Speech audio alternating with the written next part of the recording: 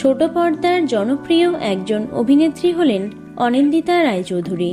অভিনেত্রীর অভিনয় জীবনের পাশাপাশি ব্যক্তিগত জীবন নিয়েও কম বেশি আলোচনা হয়। 2022 সালের 26শে জানুয়ারি অভিনেতা সুদীপ সরকারের সঙ্গে আইনি বিয়ে সেরেছিলেন তিনি। 2025 সালে তাদের কোল আলো করে আসে এক ফুটফুটে কন্যা সন্তান। আদরের কন্যা তিশাকে নিয়ে সুখী পরিবার তাদের। তবে আচমকাই অভিনেত্রীর পোস্টকে কেন্দ্র করে হইচই নেটপাড়ায়। তাহলে কি এবার তাদের সুখের সংসারে ফাটল ধরল?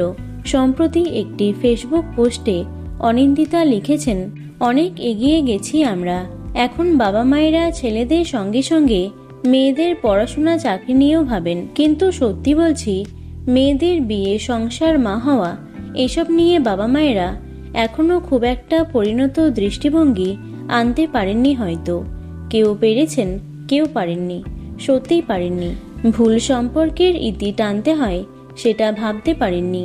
আর একটা ভুল সম্পর্ক, একটা ভুল বিয়ে সারা জীবন কারোর ট্রিগার পয়েন্ট হলে সবচেয়ে ভালোবাসার আর সবচেয়ে বড় আশ্রয়ের মানুষ হিসেবে কেউ কেউ পারেন না মেয়ে সন্তানকে শান্ত করতে, সাহায্য করেন না সেই ট্রিগার পয়েন্ট থেকে মেয়েটাকে বেরিয়ে আসতে।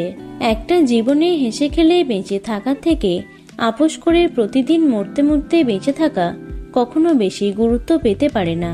মেয়ে রোজ বালিশে মুখ গুজে কাঁদলে পাড়ার লোক জানতেও পারবে না, কান্না চেপে হাসলে কারোর কিছু যায় আসে না।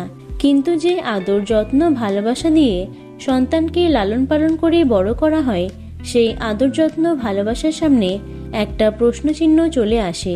একদম আসে। থেরাপি করাবো, অবশ্যই করাবো, কিন্তু জোর করে তৈরি করা বাড়ির লোকের সামনে ট্রিগার পয়েন্টগুলো কাটানোর জন্য আমার সন্তানকে থেরাপি করতে হলে সেটা কোন আদর, প্রশ্রয়, যত্নের ইঙ্গিত দেয় সেটা আমার জানা নেই। আমার বাবা মায়ের কাছে আমি কৃতজ্ঞ। তোমাদের মতো বাবা মা, তোমাদের মতো বন্ধু পেয়েছি বলেই এখনো এত বড় বড় কথা বলতে পারি। তাহলে বোঝাই যাচ্ছে নিজের সম্পর্কে নয়, আশেপাশে এই সংক্রান্ত যে সমস্ত ঘটনা ঘটে চলেছে সেগুলি সম্পর্কেই তিনি এমনটা বলেছেন। তো বন্ধুরা, টলিপাড়ার অন্যতম জনপ্রিয় দম্পতি অনিন্দিতা সুদীপকে তোমাদের কেমন লাগে অবশ্যই কমেন্টে জানিও।